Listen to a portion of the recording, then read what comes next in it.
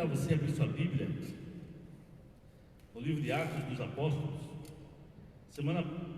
Na semana anterior nós meditamos sobre Atos dos Apóstolos e quero continuar aquela meditação. Nós falamos sobre perseverarmos em oração e eu quero continuar nessa pegada aí sobre perseverança, sobre perseverar.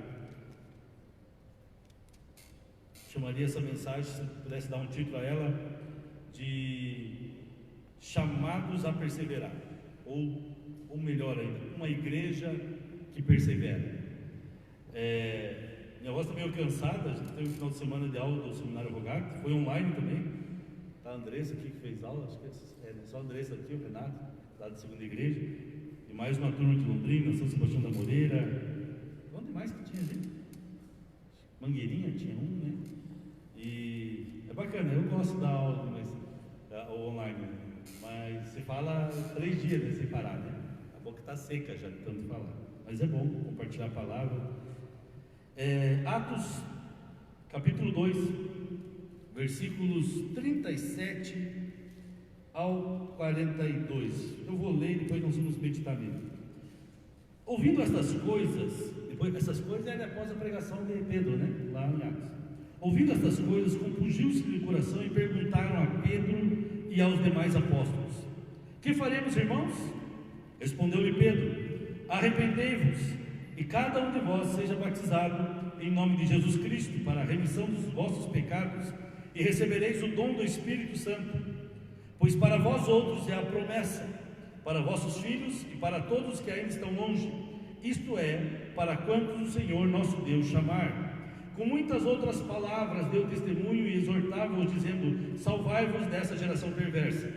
Então os que lhe aceitaram a palavra foram batizados, e havendo um acréscimo naquele dia de quase 3.000 pessoas. Glória a Deus pela palavra dele. Como eu falei no domingo anterior, a gente meditou sobre isso, sobre a questão do Pentecostes, sobre uma igreja que perseverava em oração, a igreja primitiva, e como o Pentecostes, o mover de Pentecostes, o derramamento do Espírito veio sobre aqueles irmãos, e isso foi baseado numa promessa de Jesus. E eles ficaram, o que precedeu aquele derramamento do Espírito foram 10 dias de oração incessante da igreja. E essa oração, não quer dizer que a oração trouxe o avivamento, de certa forma sim, mas eu não quero dizer que foi um mover do homem, o homem fez algo e Deus agiu, né? Na verdade foi uma resposta daqueles homens a uma palavra de Deus, a uma palavra de Cristo. Jesus falou: permanecer em Jerusalém até que do alto sejais revestidos de poder. Então partiu do Senhor uma promessa, a igreja creu naquilo, foi movida a orar, se moveu e Deus derramou do seu Espírito. Então sim, foi fruto da oração? Foi, mas essa oração não partiu do coração das pessoas, saiu algo de Deus, uma palavra de Deus, uma direção de Deus. A igreja creu naquilo e ela perseverou em oração, como nós meditamos semana passada aqui. E o resultado foi o fogo do Espírito Santo na vida daqueles crentes. Mais de 3.000 pessoas aqui se convertem. E hoje nós queremos meditar no estilo de vida dessas 3.000 pessoas que se converteram pós-Pentecostes. Então a gente teve uma mensagem sobre Pentecostes, uma pré-Pentecostes. Se a gente fosse fazer G12 aqui, nós ia ser o pós-Pentecostes, pré, pós, tal. Ou se fosse estudar escatologia, que a gente viu um pouco hoje, tem pós-mid, né? Então a gente vai o pré-Pentecostes, Pentecostes, pós-Pentecostes. E aquela igreja cheia do Espírito Santo era uma igreja que perseverou, era uma igreja que perseverava. Uma igreja cheia do Espírito Santo é uma igreja que persevera. Tenho pensado sobre isso, sobre perseverança. Como eu e você, não vou dizer eu e você, né? Os outros, né? Não nós, né? Os outros não perseveram, né? As pessoas muitas vezes não perseveram em propósito que elas estão. E de repente Deus tem uma palavra para você, Deus diz que vai fazer algo na sua vida, você começa a orar e de repente passa um mês, não vem aquela resposta, 2 meses aquilo não vem, e a gente praticamente desiste de orar, a gente para de orar. Então desistimos às vezes fácil das situações, do momento que vivemos. Então quero meditar sobre isso. Nós vimos já semana passada então que a primeira coisa é que aquela igreja perseverava unânime em oração. Aquela era uma igreja que perseverava unânime em oração. E esse perseverar é a palavra no grego proscartério. Proscartério. E a palavra quer dizer o seguinte: aderir a alguém, ser seu partidário, ser dedicado ou fiel a alguém, ser constantemente atento a algo, dar constante cuidado a algo. Então, proscastério é aquela pessoa perseverante, né? Ou seja, quando você adere a algo, ela aderia a alguém e não largava mais. Ser seu partidário, ser dedicado àquela pessoa, àquele algo, ser fiel a alguém, isso era perseverar.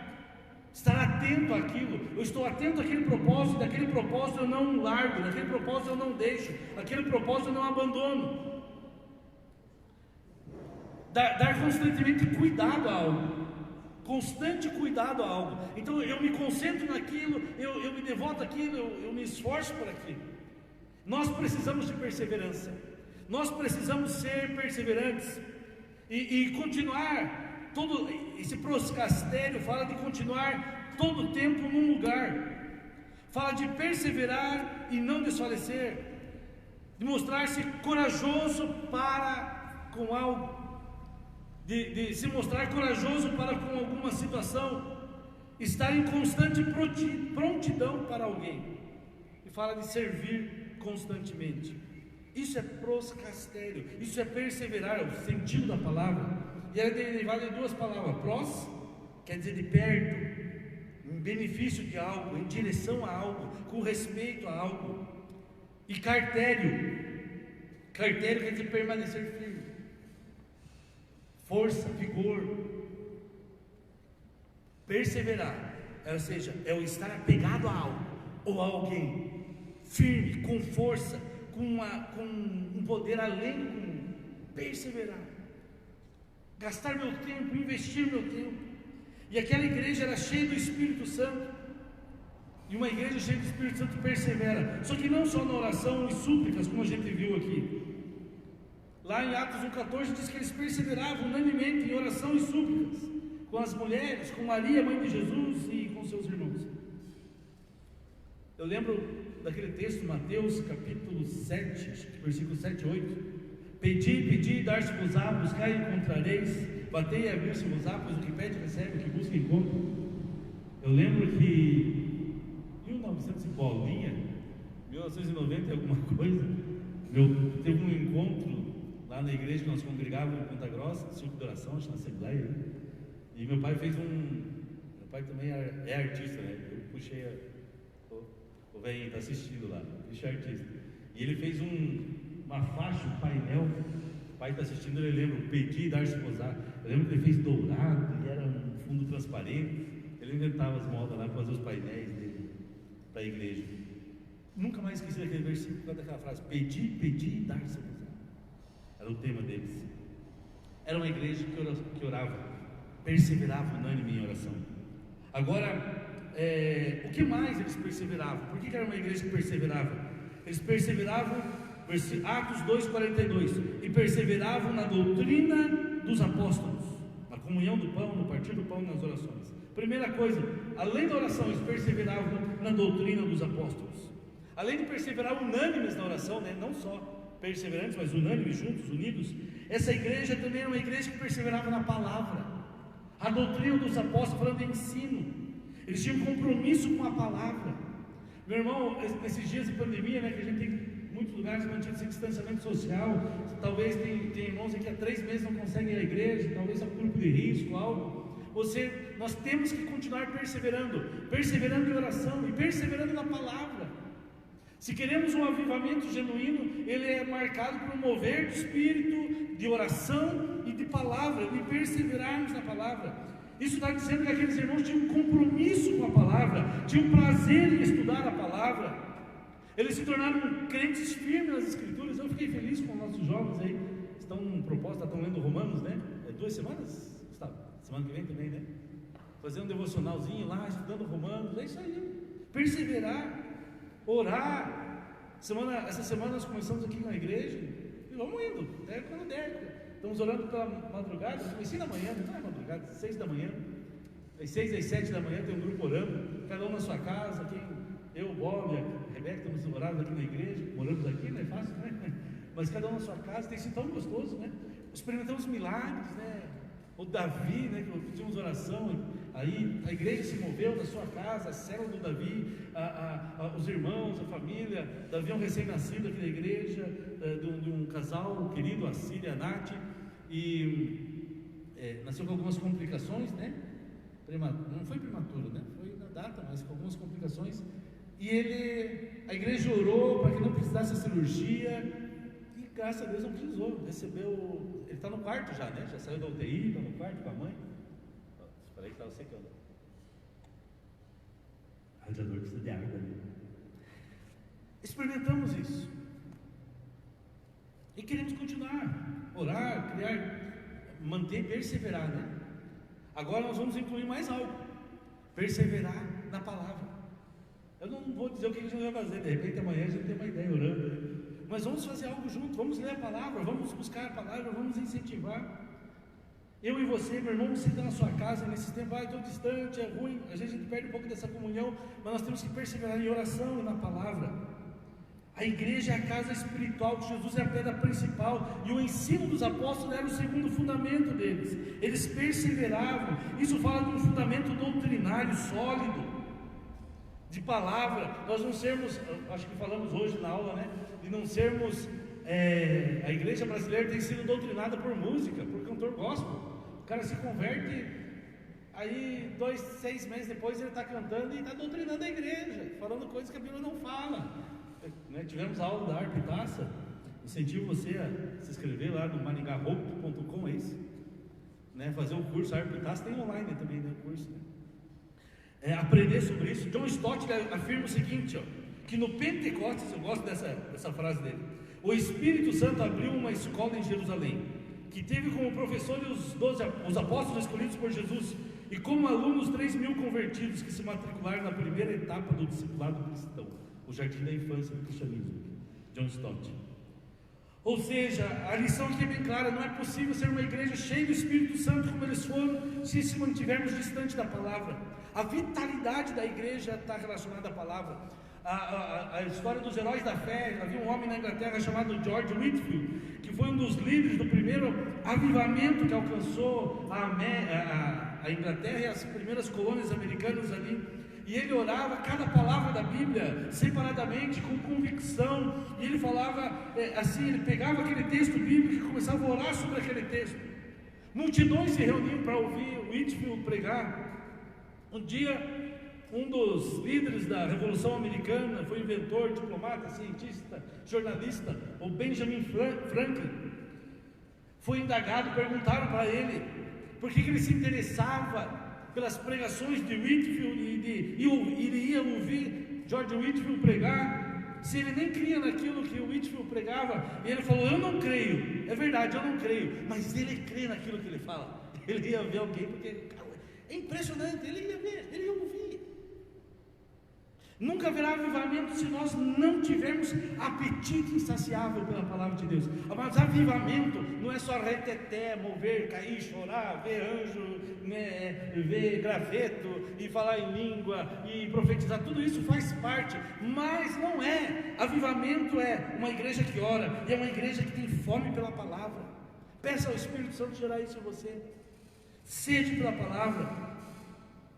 Avivamento sem palavra é algo falso, é passageiro, é algo inconsequente, é danoso, não tem relevância nenhuma, porque vem e passa. Eu tinha um amigo lá em Ponta Grossa, o Fabiano, e ele dizia o seguinte, que às vezes tem avivamento no mover, na verdade, a gente pensa que é um avivamento, é um evento, e evento é evento, vem e passa, passou. Agora, quando Deus faz algo, nós perseveramos em oração, perseveramos em palavras. Leia bons livros, leia a Bíblia. Qual foi o último livro que você leu e que fez diferença na sua vida? Livros. Quais foram as ideias que você reorganizou, que você reestruturou, que você modificou em função de algo que você aprendeu? Quando você lê algo, seja na palavra ou num bom livro, aquilo às vezes muda a tua vida. Nós precisamos dessa sede de aprendizado, de conhecimento da palavra.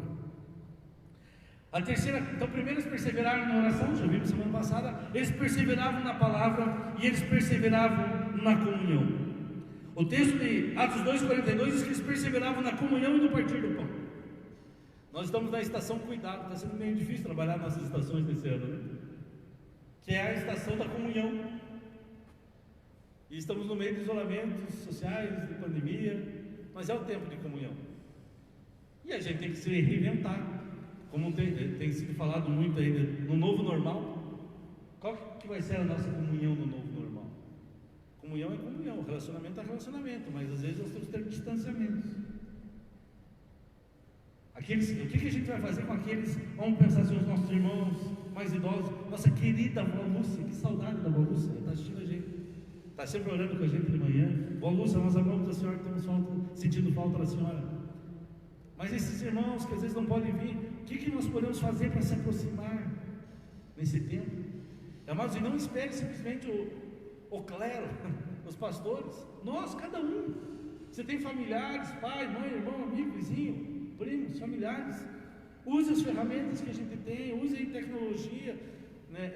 O pessoal de Itambela, ontem, né, aqui também o pessoal foi lá, fez uma serenata para uma jovem aqui que fez 15 anos. Não pode fazer festa? Foram lá fazer uma serenata, que legal. É uma forma de tocar. É Isalara, né? Isalara, parabéns, Isalara. Comunhão. Uma igreja cheia do Espírito Santo é um lugar no que as pessoas se amam, elas gostam de estar junto. O versículo 44, fechei aqui minha Bíblia, mostra isso. Eles partilhavam seus bens. Eles não apenas gostavam de estar juntos, como está aqui no versículo 44, 2,44. Todos os que creram estavam juntos e tinham tudo em comum, mas eles também partilhavam seus bens. Agora está precisando desse microfone aqui pequeno. Eles partilhavam seus bens, tinham tudo em comum, não havia necessitados entre eles, não havia necessitado algum. Eles gostavam de estar na igreja. Olha o versículo 46, vendiam suas propriedades e bens, distribuindo o produto para todos à medida que alguém tinha necessidade. Diariamente perseveravam unânimes no templo, no partir do pão, de casa em casa. Ou seja, na casa ou nos lares, eles tinham desejo de estar juntos. Havia um coração e uma só alma. Uma das grandes dificuldades que essa crise está nos passando é esse isolamento das pessoas, né? Poxa, se tem um lado de Satanás nesse negócio, além de outros, né, morte e tal, contra a igreja, é de nos afastar, tentar afastar as pessoas. A gente sabe que tem que ter um distanciamento, mas nós não podemos perder os relacionamentos. Nós temos feito reuniões a cada 15 dias com alguns pastores na associação, de forma online, e a conversa, sabe o que é? É como pastorear nesses tempos de pandemia e pós-pandemia. Como vai ser? O que a gente pode fazer? O que a gente tem feito? E cada um tem trocado suas experiências. Falamos sobre tecnologia, mas falamos também de outras coisas. E é um desafio. É o desafio de como nós vamos nos relacionar. Danilo, que é professor, aí, quando voltar às aulas, como é que vai ser essa volta? Se voltar esse ano, não sei como é que vai ser, tem que voltar. Havia um só coração, uma só alma. Isso aqui é uma comunhão diferenciada, amados. Veja o versículo 42 e 43, principalmente o começo do 43. Em cada alma havia temor. A palavra comunhão significa participação comum. É aquilo que nós partilhamos juntos. E quais foram as coisas, as participações comuns que eles fizeram aqui? Eles tinham uma refeição. A Bíblia diz que eles perseveravam no partir do pão. Eles tinham um alimento em comum. A comunhão não era apenas meros discursos, mas eram relacionamentos constantes ao redor da mesa. E a mesa é lugar de comunhão, né? É na mesa você conversa. Você vê a célula, né? O pessoal está lá, às vezes sério, participando da célula, quietinho. A hora que tem um lanchinho, você é uma pipoca. O cara fica lá e batendo papo. A mesa agrega. Pastor, não estamos tendo célula. A gente deu uma palavra aqui por 2 semanas. Eu quero te incentivar, isso aqui é para toda a igreja agora. Terça-feira, geralmente, as nossas células são na terça, a maioria, não todas. Mas eu quero incentivar cada um de nós aqui. Amanhã eu vou mandar um materialzinho. Isso surgiu com a igreja lá, a nossa igreja lá em São Sebastião da Moreira. Eles estão fazendo células familiares. Então essa terça você vai reunir a tua família na tua casa. Nós vamos mandar um roteirozinho para você, ali no que meditar na palavra. Mas vai ser algo simples, não algo... Você vai definir o tempo. Mas reúna você, esposa, esposo, filhos. Tem um tempo para orar, louvar a Deus, ler a palavra e orar junto, né? Deixa eu repetir o horário. Louvar a Deus, orar, meditar na palavra e ter uma comunhão juntos. Célula familiar. Ah, só eu e minha esposa. Ah, aí, legal, vamos fazer uma célula vocês dois, meditando, orando juntos. Estava falando hoje de manhã, a gente está falando sobre isso, né, Bob? Sobre fazer isso, células familiares. Pastor, não estamos tendo comunhão. Você vai ter comunhão com a tua família nesses dias, então. Né? Às vezes a gente quem tem filhos menores, né? Às vezes a gente, nessa correria, cuida dos outros e esquece de estar com a criança, né? Ou com a família, orando por situações da família. Eu lembro que quando as crianças eram menorzinhas, nós fazíamos nosso culto lá em casa. Vou voltar a fazer, mas não estamos fazendo mais, mas fazia o culto. E aí tinha até oferta, tinha até um porquinho ofertando. O Lucas ele era baixinho, agora ele está magrinho, ele era troncadinho. E ele sempre queria cantar a mesma música, aquela música do Thales Roberto, né? Sempre, toda a célula nossa lá, culto em casa, era a mesma música que o Lucas cantava. E aí a gente fazia, e aí tinha um motivo de oração. E na hora da oração tinha oferta, para ensinar a ofertar. E pelo que você está ofertando, pelo que você quer agradecer. Amém? Vocês estão aqui, pelo menos, aceitamos o desafio aí de agregar mais algo a essa perseverança, perseverar na comunhão. Né? De repente, essa semana você ligar para algum irmão da igreja, algum irmão do teu convívio, do teu relacionamento, e perguntar: e aí, irmão, como é que você está? O cara vai até estranhar, por que o cara está me ligando? Né? Não, liga. Não alguém que você é acostumado a ligar, alguém que você não é acostumado a ligar. Saudade. Como é que você está? Estamos orando juntos. Comunhão. Eles tinham a comunhão em comum ao redor da mesa. Eles tinham uma busca comum de Deus. Perseveravam nas orações. Né? A oração pessoal não era justificativa para deixar de orar junto em coletividade. E eles tinham uma consciência comum. Cada alma havia temor. Temor aqui não é medo de Deus, né? Mas é uma consciência da presença. Cada alma tinha consciência que Deus estava naquele momento, naquela reunião, que Deus estava com eles, que Deus estava na celebração, que nós podíamos estar num culto afastado, as cadeiras 1,5 metro de cada um distante do outro, cada um na sua casa, mas nós temos consciência da presença de Deus. Mas quando a gente fala a presença de Deus está nesse lugar, pense o seguinte: Deus é onisciente, ou seja, Ele está em todo lugar. Até no jogo do Corinthians. Está lá os corintianos, agora não podem nem ir no estádio, né? Mas está lá o corintiano gritando. Sabia que Deus está lá? Porque Deus é onisciente. Até no estádio do Corinthians Deus está lá. Para comparar, o menino está preocupado. Lucas, né? Para comparar, Jonas fala: se eu estiver no profundo do abismo, Davi fala, né? Tu estarás comigo. Lá no profundo do abismo. Quanto mais um culto e tal, mas Deus está em todo lugar. Mas então por que a gente fala da presença de Deus? Eu entendo que a presença de Deus, na verdade, quando a gente fala dessa presença palpável, é quando você tem consciência da presença. Deus está em todo lugar. Você está lá na tua casa, você está lá lavando louça, liga um louvorzinho, e de repente você se atenta àquilo, você percebe. E você lembra-se que Deus está com você ali. Mas você começa a sentir. Você agora na sua casa, você aqui. O que é sentir a presença de Deus? É tomar consciência que Ele está neste lugar, que Ele está conosco. E aí, a presença de Deus veio. Tem um videozinho que eu pedi até para a Rebeca me mostrar de volta, um rapaz aí da internet aí. Tem esses vídeos agora, na live virou febre, né? O cara brinca, né? Como parecer espiritual, né? Daí ele muda a voz, coloca uma musiquinha, um pianinho no fundo e deixa tudo escuro e parece que é espiritual. Mas sentir a presença de Deus não é isso. A presença de Deus é ter consciência que Deus está com a gente, ter consciência que Deus está com você agora. Se você está num hospital, se você está na sua casa, se você tem uma pendência para resolver amanhã, você tem algumas situações delicadas da sua vida, é você ter consciência que Deus sabe do seu problema, que Deus toca a sua vida, que Deus pode transformar, que Ele é poderoso para fazer muito mais além daquilo que pedimos ou pensamos, segundo o poder que nós opera. Isso é temor. Assim, o que dava vitalidade àqueles irmãos era o relacionamento com Deus e entre eles. Isso fortalecia eles. E aí essa comunhão vertical e horizontal. A história fala, em 1907, o ano que nasceu meu avô, falecido já, cerca de 1.500 homens se reuniram para estudar a Bíblia e orar e ter comunhão numa praça na Coreia, na cidade de Pyongyang, hoje é Coreia do Norte, eu acho. E depois de um tempo de oração intensa, unida, marcada pela confissão de pecados, pela comunhão, Deus derramou um Pentecostes sobre aquele movimento ali, e ali começou um dos maiores movimentos da história na Coreia. E foi a partir daquele movimento ali, daquele avivamento, por exemplo, que foi organizada a Igreja Presbiteriana na Coreia, que hoje é a maior denominação do país lá. Seul, existem centenas de igrejas gigantescas, né? Avivamento, põe um show e tal, outros pastores, Assembleia de Deus e tantos outros, frutos do avivamento do século passado, que começou com comunhão, oração e palavra. Como isso é importante para nós crescermos.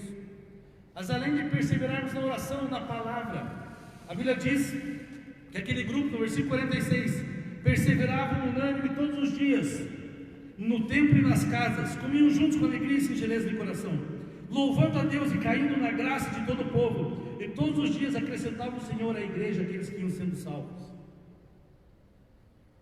Isso fala de adorar, de perseverar na adoração. Eles perseveravam na adoração, adorar com entusiasmo. O versículo 47 fala que louvando a Deus. Uma igreja cheia do Espírito Santo, amados, canta com ânimo, canta com fervor, adora com fervor, dança com fervor, louva com entusiasmo, louva de todo o coração. Tire da sua boca, vamos tirar do nosso meio a murmuração, a reclamação. Adore. Você está chorando, eu não sei cantar, né? Senão vai acabar com a nossa transmissão. Mas já lembrei daquela. Está chorando longe, está sofrendo longe. Como é que é? O teu louvor vai do céu, não vou cantar. Mas louve, adore, em vez de murmurar. Tua mãe pede para você lavar a louça, não reclame. Adore. Louve. Não estou falando da Rebeca, porque a Rebeca lava a louça todo dia, sem reclamar. De vez em quando ela dá uma reclamadinha do horário, né? Mas ela não precisa nem falar mais. Adoração, olha que interessante que essa adoração no templo e nas casas, né? Uma adoração em todo lugar, um avivamento onde há adoração profunda. E as características dessa adoração, o versículo 46 fala que dia a dia, era diária, e todos os dias, no templo e nas casas. Não é adoração só no domingo à noite, no culto, é diário, né? No templo, nas casas, onde você estiver. Era constante, eles perseveravam, então era sempre, era abrangente, porque era unânime, e eles perseveravam unânimes, todos os dias, abrangente, e era prazerosa, tomavam as suas refeições com alegria e singeleza de coração, com alegria, era uma adoração alegre. Eu gosto dessa expressão, singeleza de coração, simplicidade. Se tem uma coisa que a gente tem que fazer nesses dias, é simplificar a nossa vida. Faz um tempo que eu estou até com umas mensagens prontas sobre simplificar, ou simplifique a vida. Nós precisamos simplificar, ainda mais nesses dias, depois de tudo isso que aconteceu. Conversava com o Fábio Castro dias atrás, ele falando assim que quantos empresários, quantos executivos estão vendo isso, né? O cara gasta tanta energia com tanta coisa. E nesses dias a gente percebeu que a gente consegue viver sem um monte de coisa que a gente faz. Simplifique a vida. Simplifique. Uma adoração prazerosa. Percebe-se aqui que a adoração, amados, ela não é apenas um momento solene, formal do culto, tudo bonitinho, cantandinho, tocandinho, mas é algo vivo dentro da gente, uma expressão viva. Eu sou desafinado até no olhar, mas João Gilberto dizia que até os desafinados também têm um coração.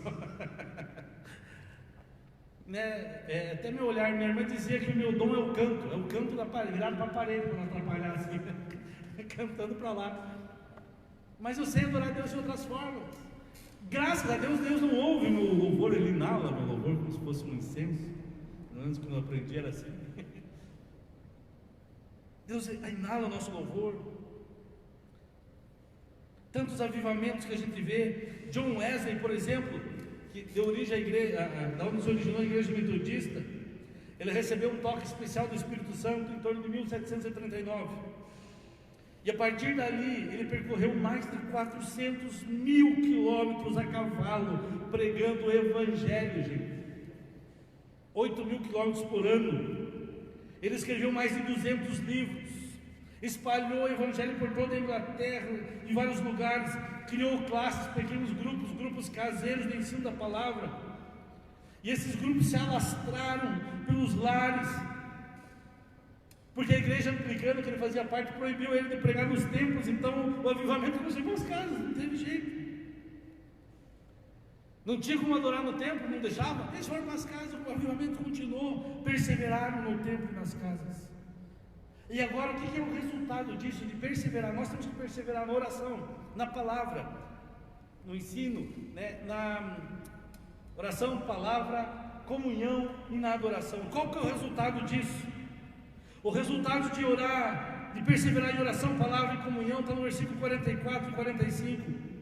E todos os que creram estavam juntos e tinham tudo em comum, vendiam suas propriedades e bens, distribuíam os produtos entre todos à medida que alguém tinha necessidade. Isso gerou um serviço solidário. Uma igreja foi extremamente solidária. Isso foi resultado de perseverar na comunhão, na oração, da palavra. Uma igreja que tinha uma solidariedade abrangente. E eu te desafio nesses dias a olhar ao seu redor pessoas que nessa crise estão precisando de ajuda. Muitos precisam de ajuda financeira. E aí é dinheiro mesmo. O cara precisa pagar a conta da água e da luz. Não adianta uma cesta básica. Que talvez o dinheiro para comer ele tem, mas ele não tem dinheiro para pagar água e luz. E nós temos que ajudar. É o governo. Mas vai esperar governo, seja de qual for. Responsabilidade nossa. Alguém precisa de ajuda numa cesta básica. Tem cestas aqui. Um projeto fantástico do Instituto Pacto, né, que tem abençoado tantas pessoas. Estava falando com o pastor Eduardo dias atrás, mais de 300 famílias alcançadas. Isso brasileiro é maravilhoso, né? Você vê as histórias de pessoas se unindo, se ajudando. Mas continuemos atentos a isso. E é isso que gerou o avivamento, trouxe uma igreja extremamente solidária. E Lucas, que escreveu Atos, enfatiza isso, essa solidariedade. E ela tinha algumas características. Ela não era segmentada só para aquele tipo de pessoa ou outra. O texto diz que todos os que creram estavam. A unidade atingia todas as pessoas, né, que desejavam, que criam. Então era uma solidariedade que não era segmentada, ela era relacional. O texto fala que eles estavam juntos, tinha relacionamento. Essa solidariedade é mais do que doação de bens, é doar-se a si mesmo. O texto fala que tinham tudo em comum, ou seja, é uma ajuda, um serviço, uma solidariedade abrangente. Se era dinheiro, se era comida, se era transporte, se era levar no médico, se era conseguir um remédio, se era orar, se era ir lá fazer uma companhia para alguém, era abrangente, era sacrificial. O texto fala que eles vendiam suas propriedades e bens para ajudar o outro. Isso aí é eu creio que nos últimos dias haverá um grande avivamento sobre a igreja. E um dos sinais que eu vejo que Jesus deixou a sua igreja, a igreja dessa é a igreja que Jesus deixou, e a igreja que ele vai buscar tem que ser no mínimo igual. E se tem uma coisa que ainda nós vamos ver isso, vendiam suas propriedades e bens, não tinha ninguém necessitado entre eles. Gente, o que é isso? Imagina. Difícil de... pastor, na prática é difícil, no mundo de hoje é. Mas Deus é Deus. Olha que coisa linda que Deus fez aqui entre esse povo. E outra coisa, era oportuna. Versículo 44: repartindo com todos segundo a necessidade de cada um. Eles sabiam as possibilidades, as necessidades, eles entendiam e percebiam a comunidade e aproveitavam essas oportunidades. Tantos avivamentos que a história fala e que contam histórias que Deus moveu, Deus agiu e gerou na igreja uma solidariedade. A igreja alcançou outros, abençoou pessoas. O resultado de perseverar na oração, na palavra, na comunhão, na adoração também gerou algo: temor a Deus. O versículo 43 diz que eles tiveram temor a Deus e experimentaram milagres. Em cada alma havia temor, e muitos prodígios e sinais eram feitos por intermédio dos apóstolos. O perseverar em oração, na palavra, na comunhão, na adoração, creio que vai gerar esse temor a Deus e vai gerar milagres extraordinários. Uma igreja cheia do Espírito Santo é formada por pessoas cheias de temor, de reverência, de consciência, de compreensão da santidade de Deus, que se curvam diante da glória e da majestade dEle, e que deixa sua agenda aberta para Deus agir soberanamente. Nós não somos sensacionistas, nós cremos que Deus continua fazendo o mesmo ontem, hoje e será eternamente. Nós cremos em milagres. Se você precisa de um milagre, ore, clame. E quando nós perseveramos em oração, na sua palavra, em comunhão uns com os outros, na adoração, o ambiente é criado. Eu vejo assim, cria-se um ambiente de fé, para que Deus possa agir de maneira poderosa, intervir de maneira poderosa. Interessante, essa semana, quando o Assir compartilhou a necessidade dele com o Nenê, me veio uma convicção: Deus vai fazer. Deus vai fazer. E aí eu sabia que Deus queria fazer, mostrar para a igreja, mostrar para eles. Isso é criar um ambiente de fé. Deus está criando entre nós, Deus quer fazer isso. Ele abre a sua agenda. Você tem os seus planos, os seus projetos, mas deixa espaço para Deus agir de maneira soberana e extraordinária. Uma igreja que persevera, ela crê nos milagres de Deus, ela crê nas manifestações extraordinárias de Deus. Lucas diz aqui em Atos que eles eram, que os apóstolos, a igreja ali, os apóstolos eram instrumentos de Deus, tanto para doutrinar, ensinar, mas também para operar prodígios e sinais. As palavras e milagres andam juntos. Tem aquela tendência de imaginar, né, quando se dá um estudo bíblico, uma palavra de ensino, né, é mais frio a coisa, né, mais sistemática. Paulo é o maior mestre que a gente tem no Novo Testamento, é o maior missionário também. Sinais eram feitos por esses homens. Hoje se distingue, né, também o lado acadêmico e o lado missionário, missiológico. E Paulo era o maior missionário e o maior acadêmico, vamos dizer assim, teólogo que tinha no Novo Testamento. Não são coisas separadas. Não são coisas separadas. O resultado de perseverar em oração também, sabe o que gera? Atos 2,47: louvando a Deus e caindo na graça de todo o povo, e todos os dias acrescentava o Senhor à igreja aqueles que iam sendo salvos. Ou seja, quando a igreja perseverava em oração, em adoração, em comunhão, a palavra, isso gerou missões, gerou evangelização, houve crescimento, houve evangelização, houve missões.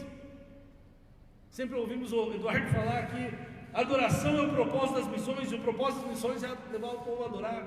É um ciclo, né? Eles tinham simpatia dos homens, caíam na graça do povo da cidade. Tinha uns que tinham até medo de fazer parte da igreja, mas gostavam deles. Assim, ó, cara, ele caiu na graça do povo, mas tinha gente que tinha medo de se envolver com eles, né? Porque o negócio lá é firmeza. Lembra de Ananias e Safira? Deus está lá, mas também não vem. Amados, essa igreja tinha simpatia, e a bênção do crescimento no mundo era uma igreja simpática, uma igreja que persevera, é uma igreja amável, é uma igreja que é sal e luz, ela é o bom perfume de Cristo, ela é a carta lida pelos homens, é a boca de Deus, é um monumento da graça de Deus, é coluna e baluarte da verdade. A igreja, ela tem qualidade, ela tem quantidade, ela cresce para o alto, ela cresce para os lados, ela cresce no vertical, no relacionamento com Deus, mas ela cresce no horizontal. Uma igreja que persevera, ela tem vida, ela tem números, ela tem crescimento. E esse evangelismo, essas missões que a gente vê aqui, versículo 47 fala que é um evangelismo relacional, tinha relacionamento. O último, talvez, sinal do avivamento, e tão importante quanto os outros que a gente falou aqui, é que está diretamente relacionado a isso, a crescimento, a evangelização. A expressão-chave nesse texto que Lucas usa para caracterizar a evangelização desses primeiros irmãos da primeira igreja, os pais da igreja aqui, é acréscimo. O texto fala: e o Senhor acrescentava-lhes a cada dia os que iam sendo salvos. Quem que acrescentava, Senhor? Era a estratégia da igreja? Era um pastor que tinha uma visão extraordinária e inventou a visão dos 49, sei lá, inventou alguma coisa? Não foi a estratégia. Nós respeitamos estratégias. Creio que a igreja tem que ter suas estratégias. Mas não foi o G12, não foi o G5, não foi o Genésio, não foi o genérico, não foi o G das quantas que fez a igreja crescer. Foi o Senhor acrescentava a cada dia os que são salvos. Métodos são vários, mas são métodos que Deus usa, são canais que Deus usa. Tem tantos bons métodos, G12, G5, MDA, não estou me desfazendo deles não, tá? Estou dizendo que é Deus que dá o crescimento. É Deus que dá o crescimento, é associado ao Senhor. Evangelismo relacional, nós temos que entender, é associado ao Senhor. E as pessoas nesses dias estão sedentas pelo Evangelho. Use tua rede social, amado, não para ficar criticando o governo ou para ficar simplesmente levantando bandeiras. Use tua rede social para falar de Cristo. Use tua rede social agora para anunciar as pessoas que estão aflitas, com medo. Outros lugares do Brasil, a Covid já está diminuindo. Aqui no sul, não sei se é por causa do frio, do tempo, né? Parece que agora está aumentando. E as pessoas estão assustadas. Então use tuas redes sociais para declarar o amor, para evangelizar. E Deus vai trazer o crescimento. Deus vai trazer pessoas. E outra coisa, o crescimento era diário. Dia a dia. Era uma experiência diária. Pessoas que encontravam talvez no supermercado, o amigo que ia visitar. E era ligado, era associado ao Senhor, era diária. E era salvação. Cada dia acrescentava o Senhor que iam sendo salvos. Não acrescentava membros à igreja simplesmente, não no sentido formal, religioso, mas pessoas salvas, livres da condenação do diabo, do cativeiro do maligno, do janho, de coisa ruim. 7 flechas, sei lá se existe tanto nome de demônio, mas eram livres da condenação do inimigo, salvos, libertos, remidos. Todo esse movimento externo tinha uma relação com a vitalidade, com a vida daquela igreja. Enquanto isso, acrescentava o Senhor aqueles que iam ser salvos. Enquanto, por isso tem que ler a Bíblia prestando atenção. Eu estava falando hoje, né? Lá, vocês têm uma palavrinha. Enquanto, ou seja, enquanto o quê? Enquanto a igreja perseverava em oração, enquanto a igreja perseverava na palavra, enquanto a igreja perseverava na comunhão, enquanto a igreja perseverava na adoração, o Senhor ia acrescentando. O Senhor pegava e mandava o cara lá ô Valcir, eu vim aqui para arrumar um computador, mas cara, onde é que é a tua igreja? O que você faz? Eu quero isso que você tem. Ô Renato, você não está vindo trabalhar, está trabalhando de casa, DCS e tal, mas cara, eu preciso de uma palavra. É você estar andando na rua e de repente você vê aquele amigo que você não vê há tempo, e o Senhor te encaminha a ele, o Senhor dá um crescimento. Mas é um tempo de nós termos essa igreja que persevera, e para mim o princípio aqui é claro: a evangelização, missões, elas se tornam plena quando nós, eu e você, igreja, somos ungidos pelo Espírito Santo, e aí passamos a viver uma vida marcada por essa beleza de Cristo, uma beleza intensa, que cativa as pessoas ao nosso redor, que atrai as pessoas. Por isso Jesus fala que nós somos o sal da terra, sal da gosto. Vós sois a luz do mundo, aparece, cria um ambiente favorável. Amado, sabe uma coisa? Quando você entra num lugar, o ambiente muda, porque Jesus está com você, e as pessoas são despertadas a conhecer Jesus, o único Salvador, o único caminho, através de você. E se igrejas têm que fechar, estão se fechando templos, prédios, amados, não igreja. Nós não somos um prédio, nós somos pessoas. Igreja é a eclésia, a assembleia, os chamados para fora. E se tiver que fechar por 15 dias, por 20 dias, 30 dias, não tem problema, porque a igreja está aí fora nas ruas. E nós vamos perseverar em oração, nós vamos perseverar na palavra, na comunhão, nem que seja por WhatsApp. nós vamos perseverar na adoração, e Deus vai acrescentar os que iam sendo salvos, os que vão ser salvos, na nossa nação, no nosso país e no mundo. Se o diabo tentou destruir a igreja de alguma forma, o tiro dele saiu pela culatra. Sabe por quê? Porque nós estamos ficando com mais vontade de se reunir, e a hora que nós pudermos pular, abraçar, isso aqui vai ferver. E nós oramos, por isso nós oramos por essa vacina, por esse remédio logo. Ou se esse chinês está escondendo em algum lugar essa vacina que ele mostra. Mas nós queremos, porque sabe por quê? Porque está gerando em nós, não está em você, em mim está gerando aquele negócio. A gente vem para a igreja meio assim, né? Coisa que é amarrado, que não... A gente pode, Deus, mas parece que ainda falta algo. Conversando com o Badan, esses dias, o Wanderlei, ele falou: pastor, vontade de vir abraçar as pessoas, não dá? Eu falei: dá. Até eu que sou meio curitibano, tenho vontade de abraçar os outros agora. O pastor não gostava de abraço, agora está querendo abraçar. Curitiba, né, está isolado, né? A prefeitura declarou lá que é para ter um distanciamento de 2 metros um do outro, né, das pessoas. E os curitibanos estão dizendo assim: nossa, para que tão perto? Eu tenho que chamar. Até lá eles estão com vontade de abraçar. Meus irmãos curitibanos, meu pai está lá. Para encerrar, meu irmão, nós louvamos a Deus, louve a Deus, por mais que vivamos tempos difíceis, mas nós temos que louvar a Deus por tudo que Ele tem nos conduzido. E eu creio que Deus quer gerar tanto quantidade como qualidade em nós. Isso só pode ser produzido pelos ventos do Espírito. Pelos ventos do Espírito. Essa igreja, ela se tornou uma igreja poderosa, perseverante em oração, porque ela creu na palavra do Senhor. Isso fez dela perseverar na oração. E quando o Espírito Santo soprou, ela se tornou perseverante na palavra, em buscar a comunhão, em adorar, em servir, em ser solidário, em evangelizar, em fazer missões. Nós temos uma igreja cheia do Espírito e fazendo a vontade de Deus, por amor, e o Senhor acrescentava, o Senhor foi agregando. Eu creio que isso vai, essa experiência que leva indivíduos perdidos à salvação genuína e pessoal, isso vai agregando-se, e de repente vem um movimento de avivamento. E um avivamento, ele não é só barulho, ele não é só o reteté, tudo isso a gente gosta, faz parte, mas avivamento é uma boa palavra, é uma boa doutrina, um bom ensino, é uma comunhão cativante, um relacionamento que te edifica, aquele relacionamento que é tão bom estar com aquelas pessoas, né? E você, aquilo te fortalece.